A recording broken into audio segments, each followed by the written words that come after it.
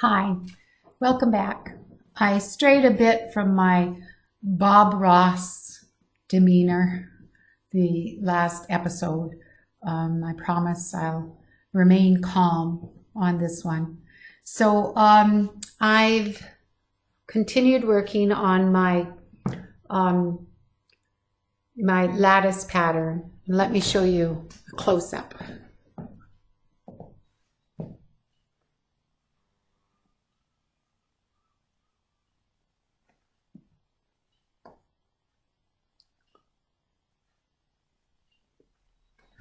I'm going a little bit slower than I ordinarily would because I've had a toothache and it's a tooth that probably needs to be pulled, but I've taken some antibiotics and so I'm feeling better every day. But still, it kind of slowed me down. So I'm not along on the pattern as much as I usually am. But I'm going to continue talking about the early history and different stories and histories that pertain to the textiles of the Northwest Coast. And I hope you enjoy the demonstration as well as some of my rambling. I'm going to try to get closer to my weaving. I'm going to figure out how to hang my little Surface computer off my neck so that we can get my hands and the weaving a little closer, and also you won't have to look at my turkey neck all the time. Okay, so welcome. Okay, so I put you front and center, and I might be bumping you as I go along, but we'll try this. Okay, so I've been talking about the different ways that the garments are used in the traditional past. And we talked about how a chief or a clan could save their chief from danger by camouflaging the chief through changing his garment. And if he was wearing two robes, then that would help him be able to quickly change his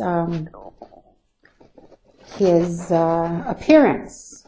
So that was an instance where being a quick change artist and whipping off your top coat to reveal another one would save your life. So another instance would be trying to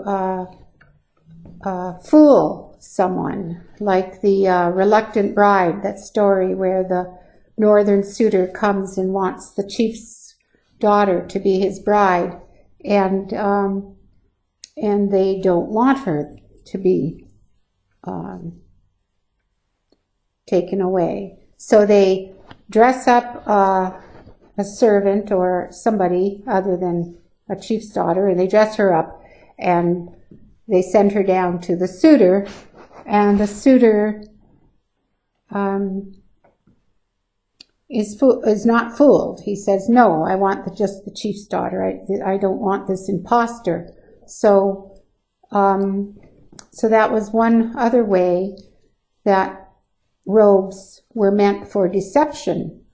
And I was talking to you about Sigmund Backstrom and how he had taken pictures or painted watercolor portraits of Haidas, and they showed the early garments of our coast. Anyway,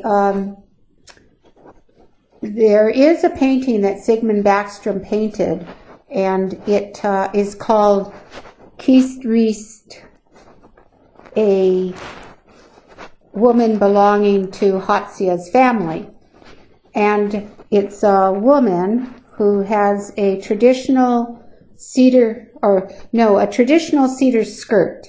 And on the base of her skirt, there's white and black design weavings on the base of that cedar skirt. And then but over her shoulders she has a blue robe, and blue would have been the distinguishing color for chiefs and chiefs' family. But this woman did not have a labret on her lips, and she sat there very immodestly dressed. She had the blue cape, but it was open in the front, and it revealed her breasts. And like I said earlier, Sigmund Backstrom was not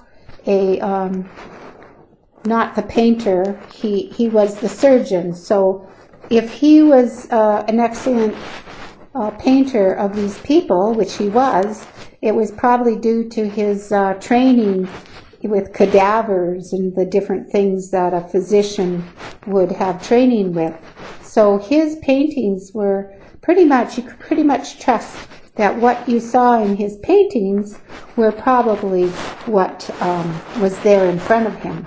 So here's this woman, very, very immodestly presented, but with a chief's robe on, a blue robe. So what makes me think is that that was a robe of deception, that with traders who wanted to trade in the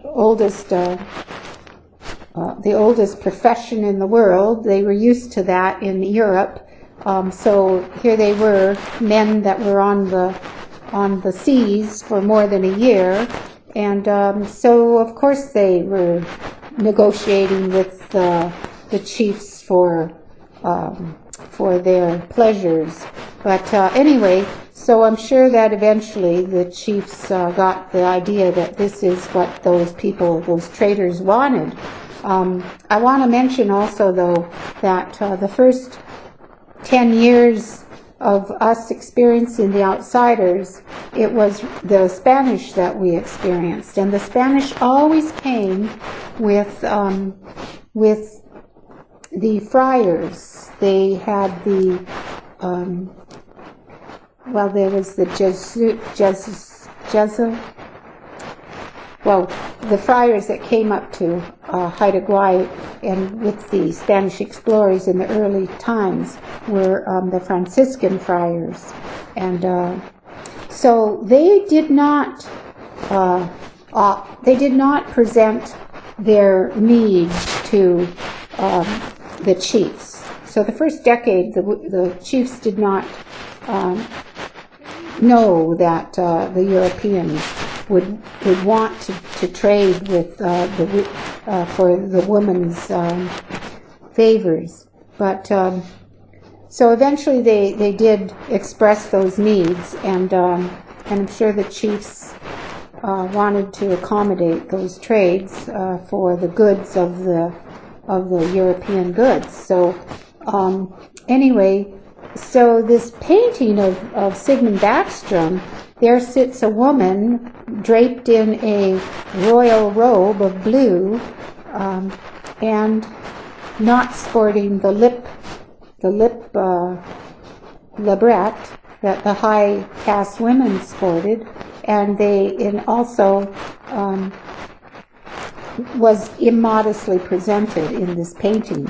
So what makes me think is that Sigmund Backstrom captured another instance where our traditional robes were used for deception and concealment. So they concealed her true identity as a servant and made her appear to be a woman of high status. So that was one area where these robes were used for deception.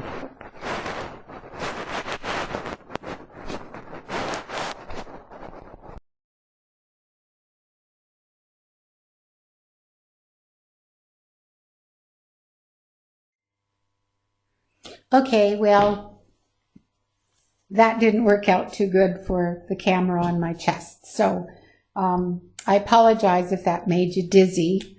I hope that, and then my hands were off camera, so anyway, I apologize for that, but hopefully you enjoyed the story about Keats Reese, and the painting, and my thoughts on that.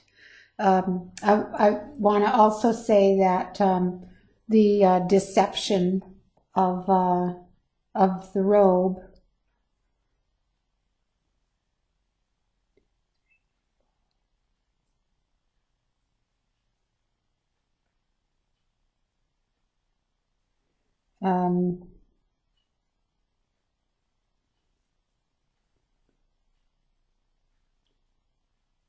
I'm just seeing what needs to be done here. I think, let's see. So this one was 1, 2, 3, and I think I have a little blue here. Okay. So the deception also is shown when in the story of the gamblers, how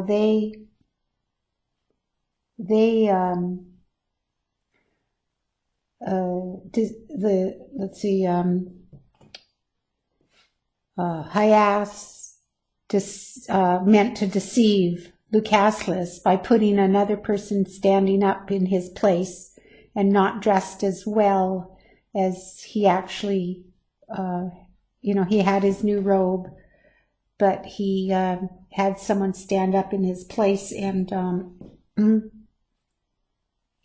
that was deceived Lucaslus and then embarrassed him. So that was another place where clothing was a deception. And also in that reluctant bride story, when the 2 cedar robes rendered the stranger in the village to be invisible. So that was another way that robes were thought to be used, is to be to go in stealth, to fool the observer. So I guess we're out of power or no internet today, so I'm surprised if I can publish this today. But I hope that, like I said, I hope I didn't get you dizzy before. So thank you very much for joining me, and we'll have another demo and stories the next time. Thank you. Bye.